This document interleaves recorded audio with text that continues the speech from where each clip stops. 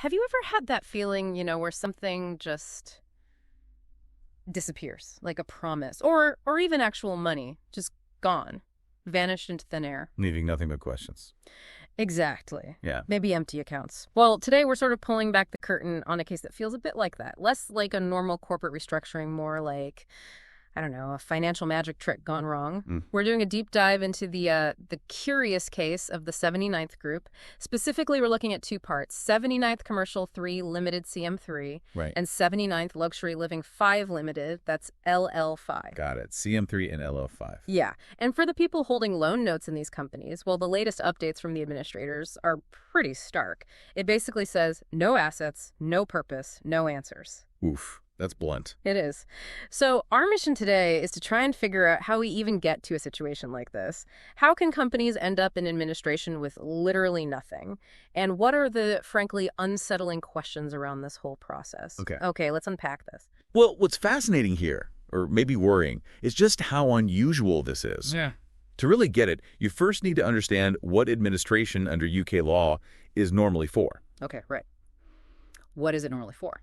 Typically, it's meant to achieve one of three things.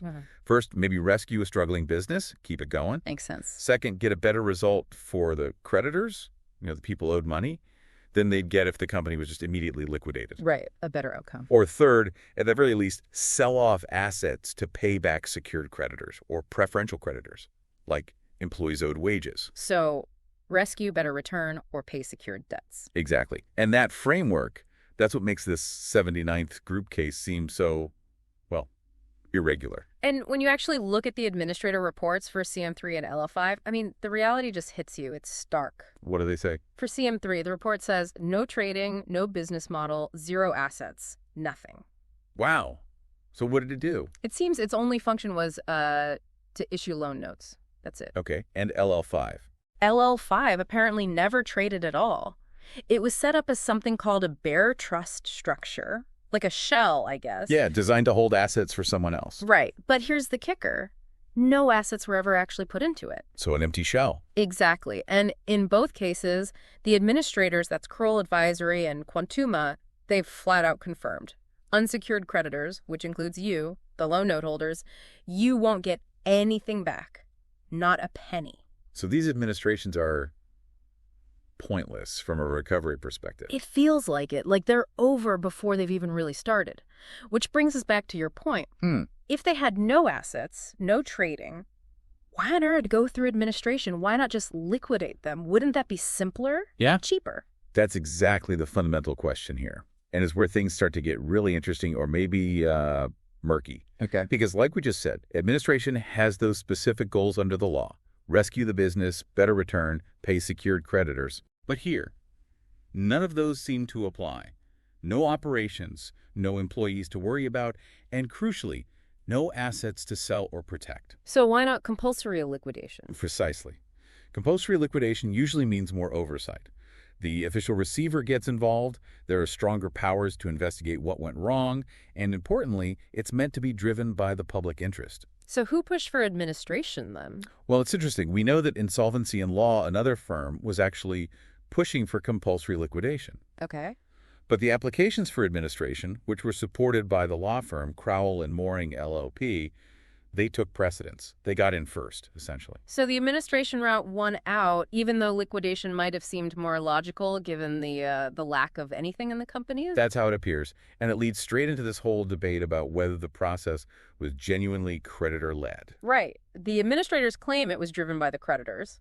But what are the actual loan note holders saying? Well, many are saying they were never consulted at all. Instead, they just started getting these unsolicited emails. From who? From these anonymous, unregulated websites.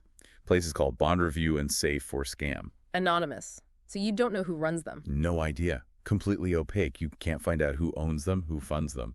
Yet somehow they seem to have lists of private investor contact details. Hold on. How do they get those? That sounds not right. Exactly. And they use those details to push for appointing Kroll Advisory as administrators and for involving Paul Muscat from Kroll and Mooring. Okay, that raises a lot of red flags. Serious ones. Huge ones. Yeah. Like who gathered that investor data? How was it used?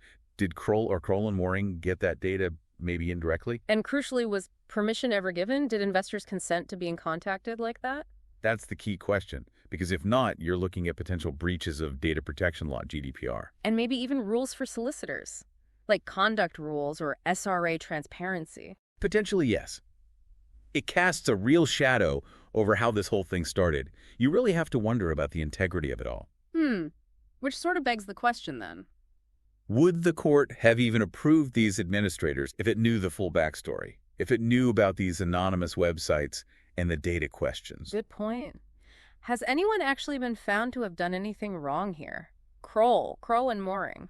No. It's important to state that there have been no formal findings of wrongdoing against the firms or individuals involved. But the lack of answers is the problem. precisely, it's undermining confidence.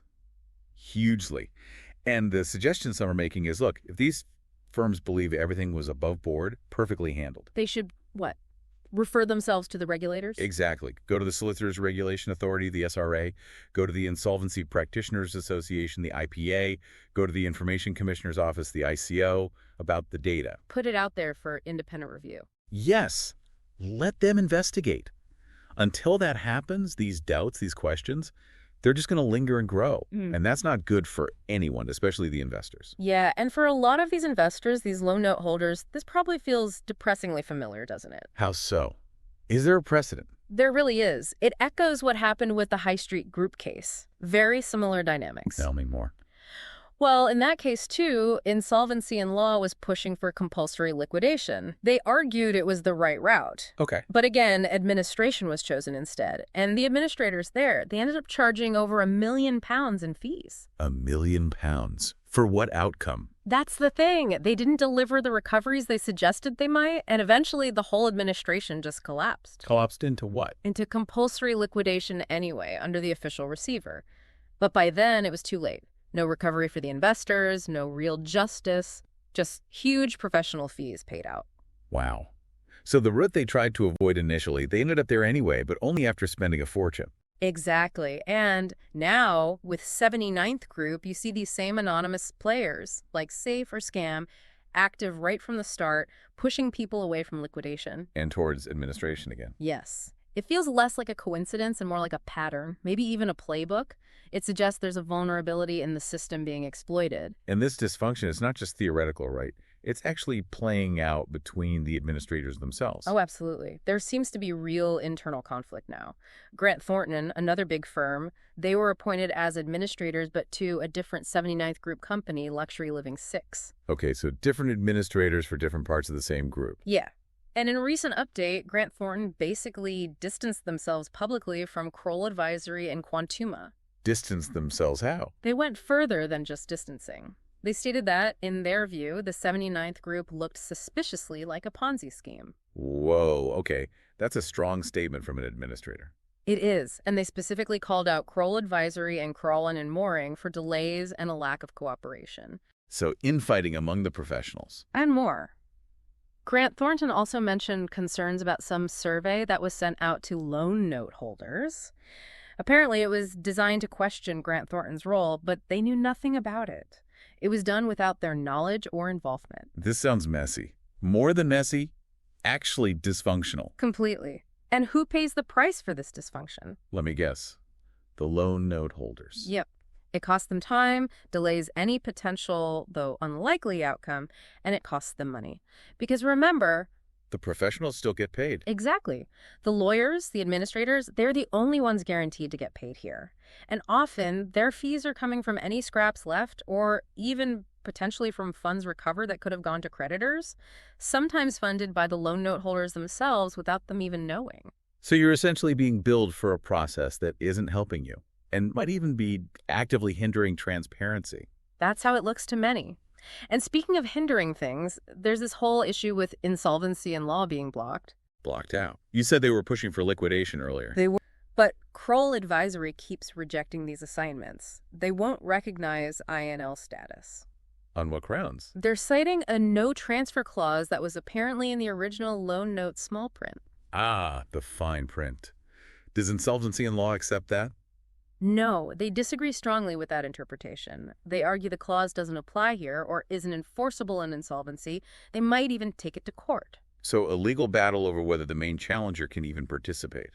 Seems like it. But you have to ask the critical question, why? Why try so hard to exclude the one party that's consistently asking the tough questions, pushing for accountability, even threatening court action? It certainly looks like it protects the current process from scrutiny. Exactly. It avoids awkward questions, avoids challenges, but it does absolutely nothing to help the loan note holders find answers or get any kind of justice.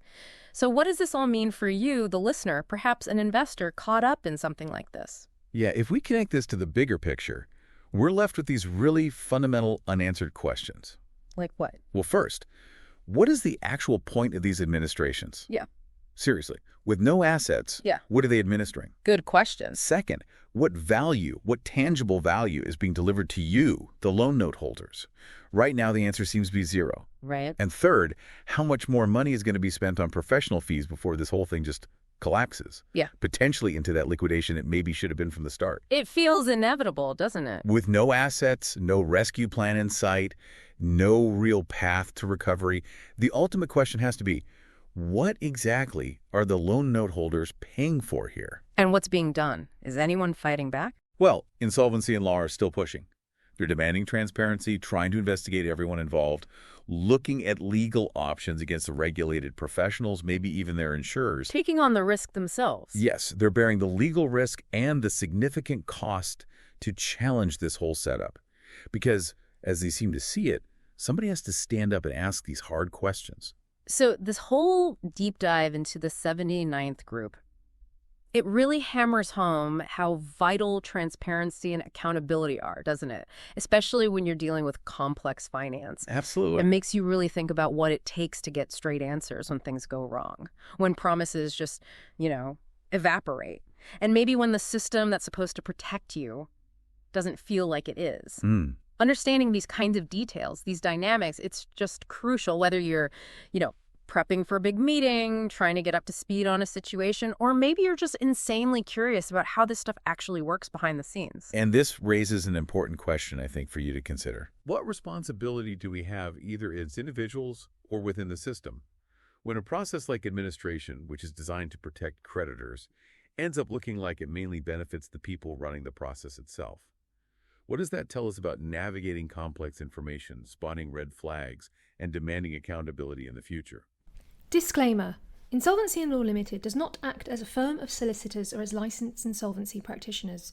We do not carry out any regulated activities as defined under the Legal Services Act 2007 or the Financial Services and Markets Act 2000. All information and commentary concerning the 79th Group, including that published via our blogs and podcasts, is made available free of charge for informational and educational purposes only and should not be regarded as legal or investment advice.